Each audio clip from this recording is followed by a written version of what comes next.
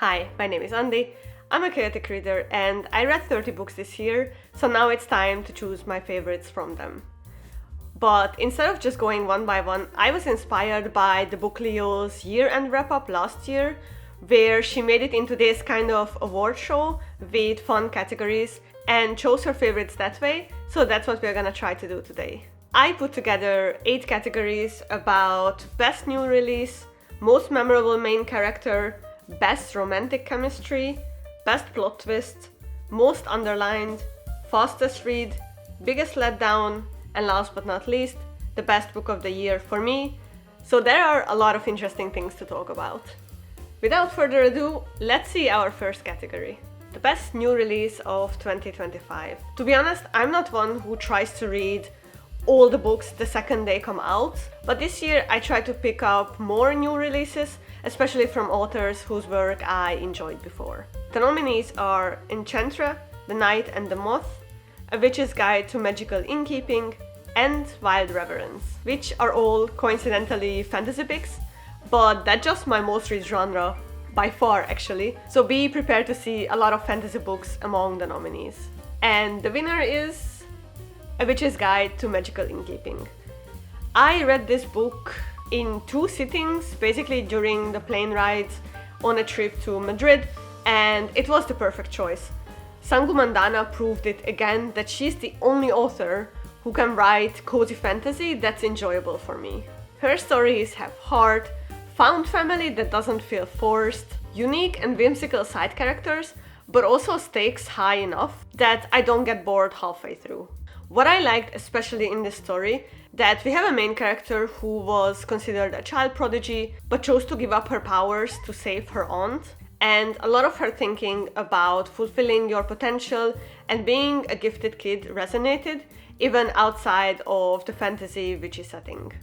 Talking about main characters, for the next category, I will choose the most memorable main character. They are not necessarily the most likable ones. In fact, most of them are rather flawed, but that's just what made them interesting for me. The nominees are Sayona from Blood Over Bright Haven, David from Giovanni's Room, Opal from Starling House, and Matilda from Wild Reverence.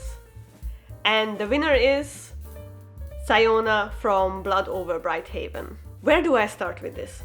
I read the book, I believe, in May, and to this day in December, I still recall some of her decisions or thoughts that just really pissed me off. I find it an incredible feat to write a main character who is this morally flawed, who twists responsibility around just to absolve herself, and how she tries to find excuses for her behavior when she gets called out. The central dilemma of the plot is around the pursuit of knowledge and good intention versus bad consequences, and adding a main character who is this avoidant like her just elevated the whole message for me as a reader. I should hurry up because the sun is gonna set soon.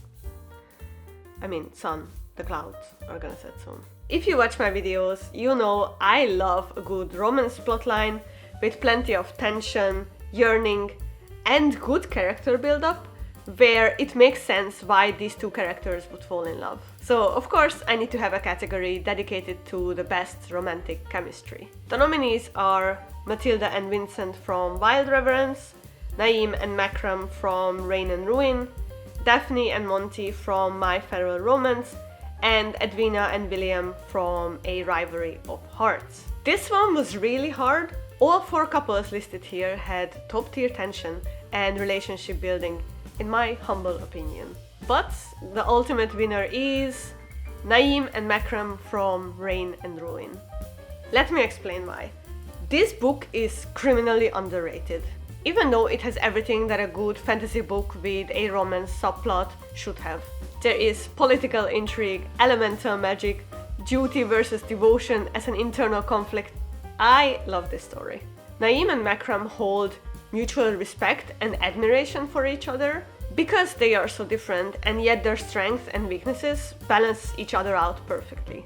The pining and the yearning is phenomenal in this story, and I really think more people should read it.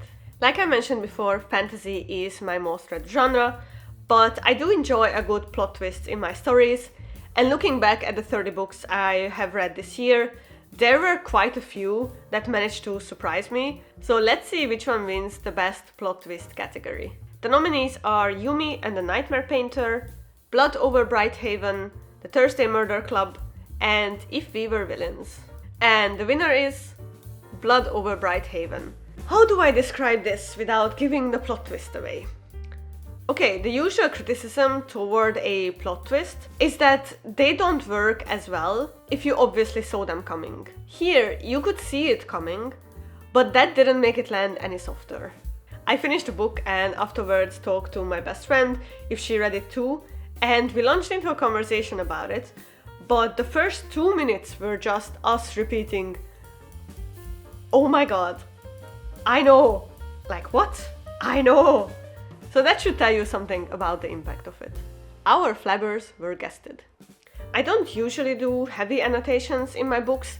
I prefer to take notes on Notion while I read, but I still underline my favorite parts or any sentences or phrases that landed hard. For the next category, I will be looking at which book I underlined the most among the 30. The nominees are Babel, The Other Girl, Starling House, and Giovanni's Room.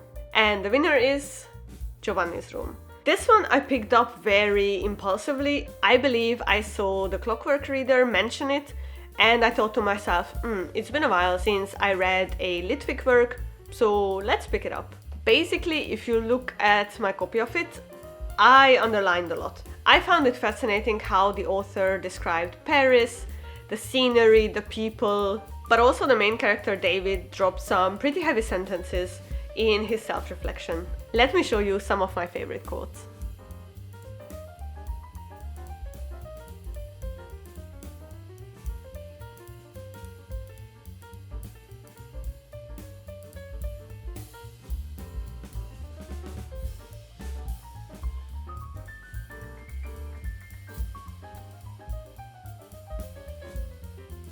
Every time I get busy in life with responsibilities, work stress, etc., I always end up in a reading slump. I don't know what it is, but it feels like that the time when I need reading the most, that is usually the time that I read the least. But there were a couple of books this year that pulled me out of a reading slump, so let's see which one deserves the fastest read or the most unputdownable book title. The nominees are A Rivalry of Hearts, My Feral Romance, The Thursday Murder Club, and The Man Who Died Twice. It's no coincidence that all of these books are book 1 and book 2 of their respective series, since I like the first book so much that I almost immediately picked up the second book. And that's always a good sign. And the winner is The Thursday Murder Club. Honestly, reading about pensioners solving crime cases was not on my bingo card for this year, but this setting works so well. We get multiple main characters, and they all feel very human and relatable and charming, and it's just a lot of fun reading about their lives at the pensioner's home. At times, it almost felt like the murder mystery was the subplot, the main plot being these elderly people and their web of relationships. The second book in the series, The Man Who Died Twice, was able to elevate it even further with a mystery that was even more well done and higher stakes, while still keeping the charm of the characters.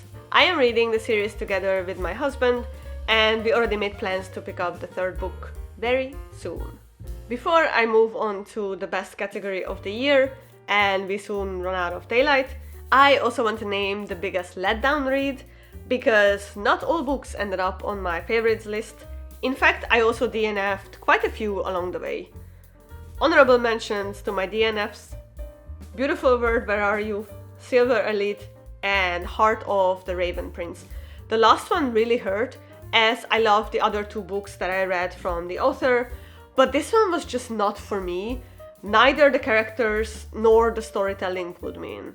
But for the biggest letdown read of the year, we have two nominees: The Knight and the Moth and Enchantra. And the title goes to The Knight and the Moth. Believe me, I am the most sad that this one ended up being a disappointing read. I loved One Dark Window and Two Twisted Crowns from the same author, so when I heard that the author is coming out with a new, specifically gothic fantasy book, I immediately picked it up. It's a little bit hard to formulate why, but this one just didn't work for me. I felt like the ingredients were there, but the whole experience was rather lackluster. Neither the characters nor the romance subplot drew me in. It wasn't horrible or anything, but I was fully prepared to add this book to my favorites list, and instead it ended up being the biggest letdown read of the year for me. Talking about favorites, I want to close out this video with the crown jewel, the best book of the year for me. And for that we also have two nominees, Blood over Brighthaven and Wild Reverence. And the winner is Wild Reverence. Listen, this felt like it was written specifically for my taste. The author expanded the whole polytheist mythological system in a way that felt compelling.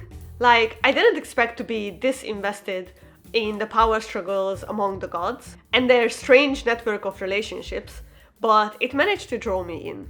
It had dual POV, so we got to experience both Matilda and Vincent's mindset, and the dynamic of a divine person versus someone who rejects divinity was done so well through them. And don't get me started on the yearning. Only Rebecca Ross can write a kissing scene where they both yearn for each other still and build up the trust between them in a way that feels organic and, quite frankly, beautiful. I expected to love this book based on the premise alone, so it rightfully ended up being the best book of the year for me. Rebecca Ross at this point is easily one of my favorite authors, if not the favorite, because everything I read so far from her I've enjoyed immensely. And with that, we have our 8 winners for the 8 categories for 2025.